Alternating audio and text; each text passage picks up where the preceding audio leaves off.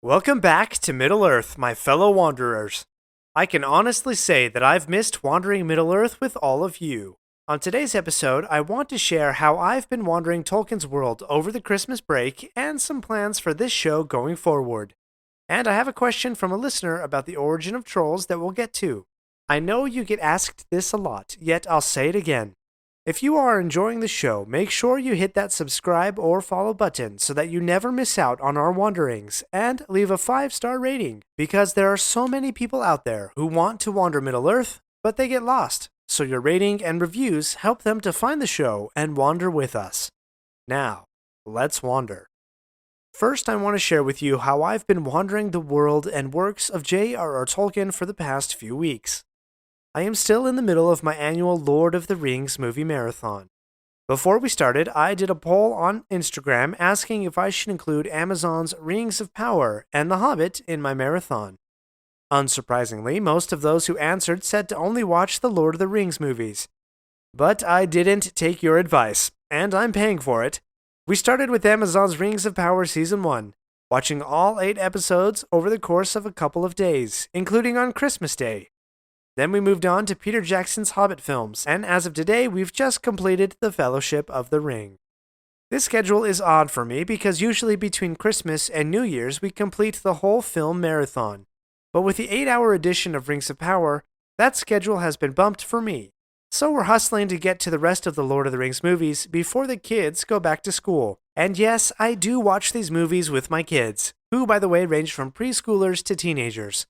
They have been well trained to a particular set of rules, which include 1. When Dad says close your eyes, you close your eyes until Dad says you can open them. 2. If you get bored, go to another room in the house, because messing around will not be tolerated during the marathon. And 3. Absolutely no talking, including asking Dad lore questions. This rule was broken quite a bit this year as my kids were trying to connect the Rings of Power Elrond and Galadriel to the Elrond and Galadriel from The Hobbit and Lord of the Rings movies, so I was a little lax on this rule this year. My 3 oldest have read the books or listened to me read the books to them, and so it's always fun for me when they say, for example, "Hey, that's different than the book, right?" While proud, I usually say, "Yes, and be quiet." All in all, it's a fun experience, and it brings joy to my heart as my children hum the soundtrack, remember their favorite scenes, and try to find a smile on Hugo Weaving's face. To one of my kids, Elrond is known as the guy who never smiles. By our next episode, I hope to happily report that my annual movie marathon will be complete. But that's not the only wandering in Middle-earth I've been doing. I was gifted a few Tolkien-related books that I've really been enjoying. One of these is Bilbo's Last Song. This is a very short book with beautiful illustrations. The text comes from one of Tolkien's poems that I previously was unaware of, and has been considered a sort of epilogue to The Lord of the Rings. The alternate title to the poem is The Grey Havens, which is the launching point for elves and others to leave Middle-earth and sail into the Undying Lands in the West.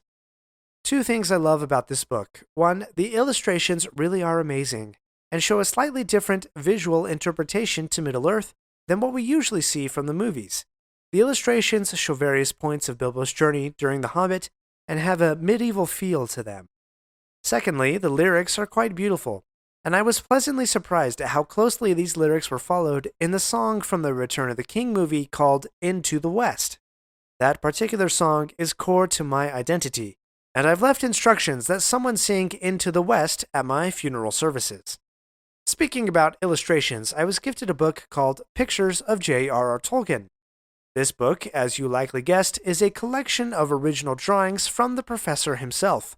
These drawings cover The Hobbit, The Lord of the Rings, and even the Silmarillion. Also included are some drawings and patterns like Númenórean textiles and heraldic devices. One particularly enthralling page is a collection of flower drawings that Tolkien sketched right into the newspaper while doing crossword puzzles. Another book I was gifted is An Encyclopedia of Tolkien by David Day. Another book I was gifted is An Encyclopedia of Tolkien by David Day. This particular edition is the beautiful leather-covered version that I've seen at Costco and Barnes & Noble for a while now. The pages look so beautiful that I hesitate to open the book.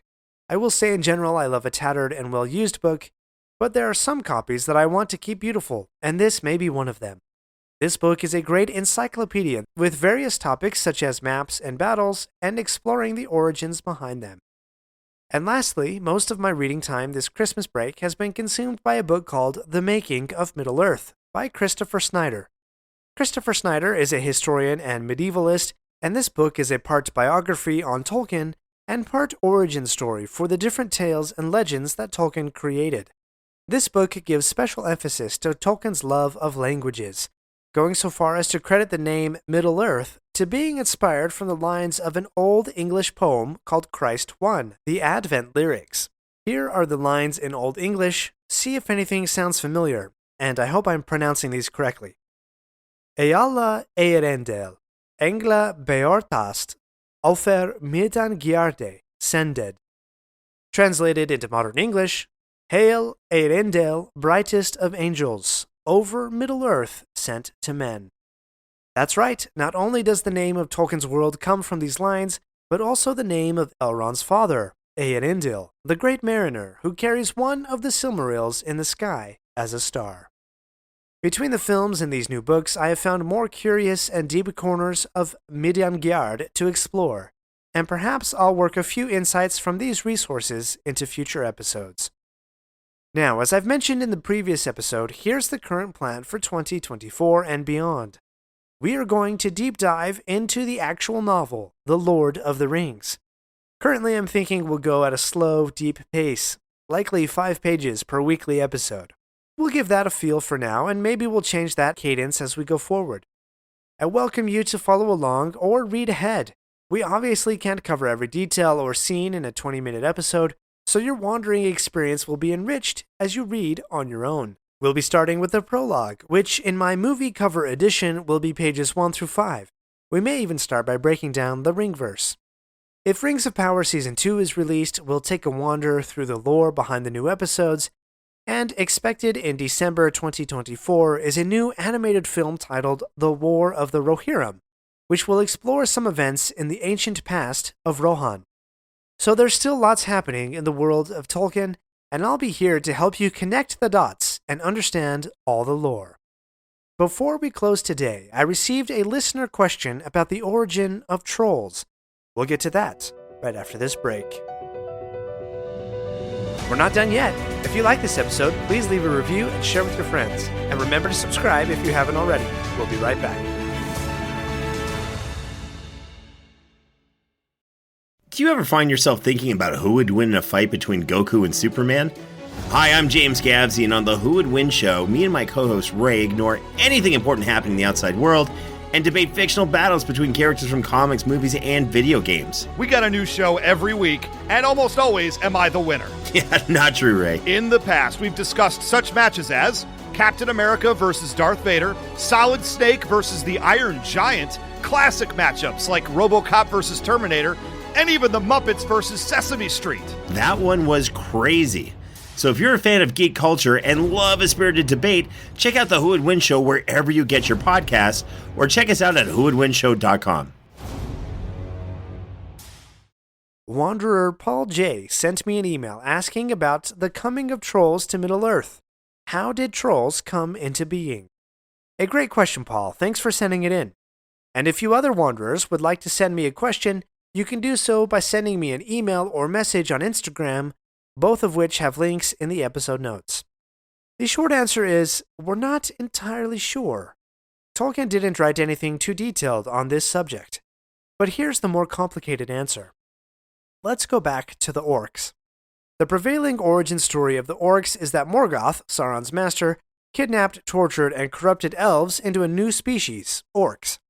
There's some complications to this story, but that's how it's published in the Silmarillion, so we'll go with that. Also, Tolkien wrote in several places that evil could not create anything new. It could only corrupt what had already been created by the creator god Ilúvatar. What do these 2 points have to do with the origin of trolls? Well, here's an interesting conversation between Pippin, the Hobbit, and Treebeard, the Ent, from The Two Towers.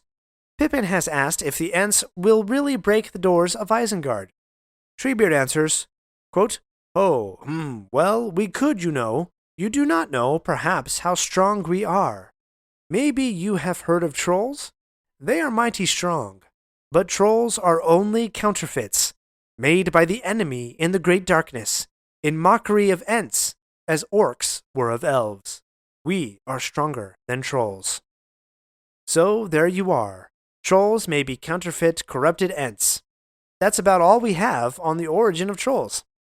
Paul, I hope you found that answer as unsatisfactory as I do. But wait, I have just a little bit more. In the 12-volume set, The History of Middle-earth, some early drafts of the appendices to The Lord of the Rings were printed. In one of these drafts, Tolkien had written this, quote, "Trolls, in their beginning, creatures of lumpish and brutal nature, had nothing that could be called true language of their own. But the evil power had at various times made use of them, teaching them what little they could learn, and even crossing their breed with that of larger orcs."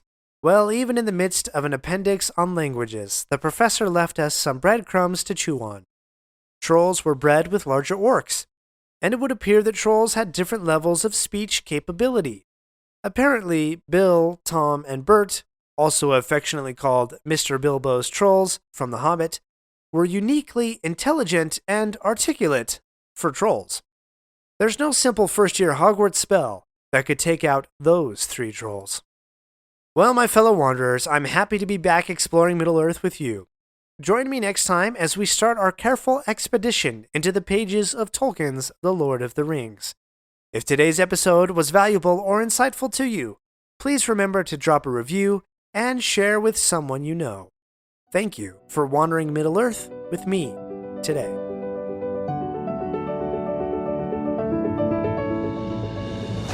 My friends, if you enjoyed this episode, let me know by subscribing, leaving a review, and sharing with your friends. Follow me on Facebook or Instagram at Lore of the Rings Podcast.